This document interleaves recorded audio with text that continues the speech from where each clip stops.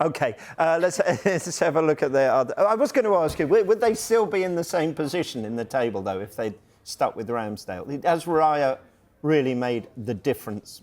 I think what he does, and I don't want to be disrespectful because I think both are outstanding goalkeepers. I understand that Mikel Arteta wanted someone who could start the attacks and take the way that Arsenal play from the back and alter that ever so slightly and be a little bit more brave on the ball. Maybe that mistake sort of shows how confident Raya is at playing out from the back, and he's just got a little bit overconfident. It was a poor error, but listen again, he's made a huge decision in the summer to change the goalkeeper, who we all looked at and said wasn't an issue, and he's felt he was. And Arsenal are in a better position this season. Is that the goalkeeper? Is that Declan Rice? Is that Kai Havertz? We'll never know. But he obviously felt that there needed to be an improvement in the goalkeeping situation, or he wouldn't have made that big decision. It was a hypothetical, and you answered it well. Thank you. David will not be happy. No. OK, let's have a look at it. It felt like a kind of... They got the job done. Yeah. They need to get the job done 3 more times, I guess, and hope City slip up. Normally you go Bournemouth, Man United away, then Everton. You'd look at the Man United one, but actually, hang on a second, the form Bournemouth are in at the moment. And Mark McAdam came over to us this morning and was telling us if the league had started on the 1st of November, Bournemouth would be 5th. Yeah. So they're not in bad form. So that could be a tricky one. But having said all that, do you see them winning all 3?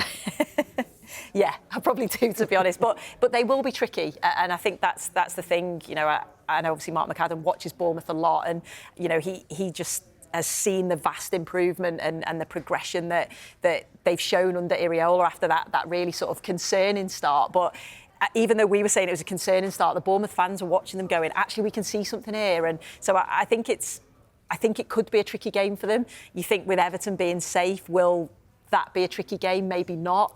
They're the form team, aren't they? They're the form team. Well, it probably will be, yeah.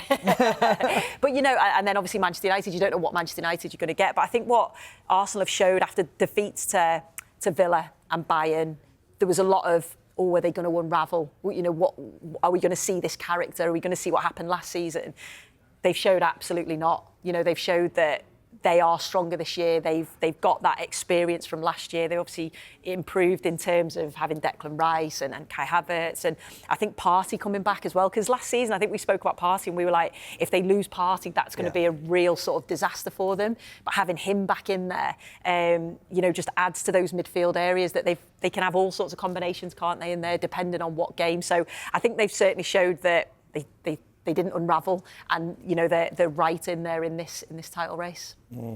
That would leave them on 89. They could not win the title and get 89 points, which actually has been how tough it's been for the past few years. Yeah, that's it. Yeah. As for Tottenham, came so close at the end. Once again, fell short. Will they be able to take any positives from that? I'm not so sure that they got back into the game the way they did had it not been from a mistake from David Raya. I think there was a few vulnerabilities about them.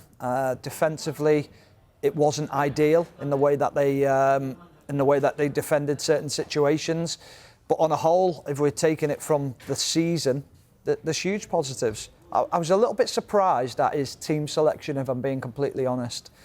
I thought it was a surprise that he went for Højbjerg in midfield. I like him, but I just don't think he's as mobile as perhaps as Basuma.